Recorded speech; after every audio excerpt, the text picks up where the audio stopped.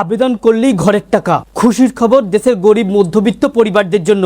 যদি আপনি এখনো পর্যন্ত ঘরের টাকা না পেয়ে থাকেন, অথবা যদি আপনার ঘরের লিস্টে নাম না থেকে থাকে, যদি আপনি প্রকৃতপক্ষে ঘর পাওয়ার যোগ্য হয়ে থাকেন, অথবা যদি আপনার বাংলার আবাস যোজনায় তৃণমূল সরকারের আমলে প্রথম কিস্তির টাকা ঢুকে থাকে, তাহলে আজকের আপডেটটি সম্পূর্ণ আপনারই জন্য।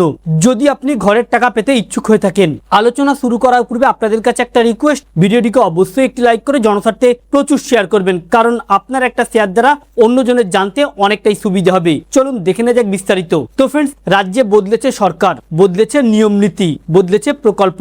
বাংলায় বিজেপি সরকার ক্ষমতায় আসার পরই একের পর এক দারুণ সুযোগ দিচ্ছে রাজ্যের গরিব মধ্যবিত্ত অসহায় পরিবারদের জন্য। এবারে রাজ্যের সেই সকল মানুষ যারা প্রকৃতপক্ষে ঘর পাওয়ার যোগ্য, যাদের থাকার মতো ঠিকঠাক ভাবে বাড়ি বা ঘর নাই, এবারে তাদের জন্য রয়েছে দারুণ একটি খুশির খবর।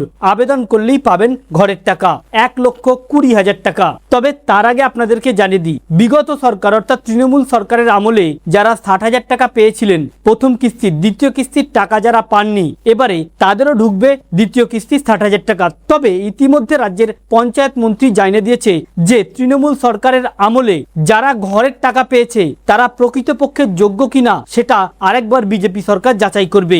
যদি তারা প্রকৃতপক্ষে যোগ্য না হয়ে থাকে, যদি কারো ছাদাটা বাড়ি থেকে থাকে, তা সত্ত্বেও ঘরের টাকা নিয়েছে, তাহলে তাদেরকে দিতে হবে টাকা ফেরত। এমনকি 12% সুদে তাদের টাকা ফেরত নেবে সরকার। অন্যদিকে তৃণমূল সরকারের আমলে আবাস যোজনায় হয়েছে ব্যাপক দুর্নীতি, যার ফলে কিন্তু অনেক গরিব মধ্যবিত্ত পরিবার যারা প্রকৃতপক্ষে ঘর পাওয়ার যোগ্য তারা ঘরের টাকা পায়নি। তবে বর্তমান সরকার, বিজেপি সরকার জানাচ্ছে যারা গরিব মধ্যবিত্ত পরিবার, যাদের থাকার মতো ঠিকভাবে ঘর নাই, এমন পরিবারদেরকে ভেরিফিকেশন করে সরাসরি ঘরের টাকা ডিবিডি লিঙ্কের মাধ্যমে দেবে। তবে এই ঘরের টাকা পেতে গেলে রয়েছে বেশ কয়েকটি শর্ত। প্রথমত, তাদের ডিজিটাল বিপিএল রেশন কার্ড থাকতে হবে, তাদের ছাদাটা বাড়ি থাকলে হবে না, মাটির বাড়ি থাকতে হবে, অথবা তারা যে প্রকৃতপক্ষে ঘর পাওয়ার যোগ্য আবার এটি সার্ভে করবে।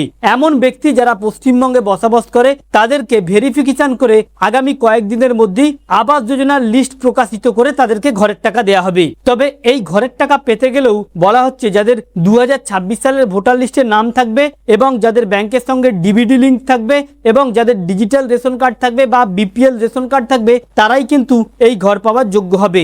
খুব দ্রুত শুরু হতে চলেছে রাজ্যে প্রধানমন্ত্রী আবাস যোজনা। একদিকে যেমন প্রধানমন্ত্রী আবাস যোজনা আটকে রেখেছিল কেন্দ্র সরকার, যা বিগত সরকারের দাবি ছিল, তাই বিগত সরকার রাজ্যে শুরু করেছিল বাংলার বাড়ি প্রকল্প।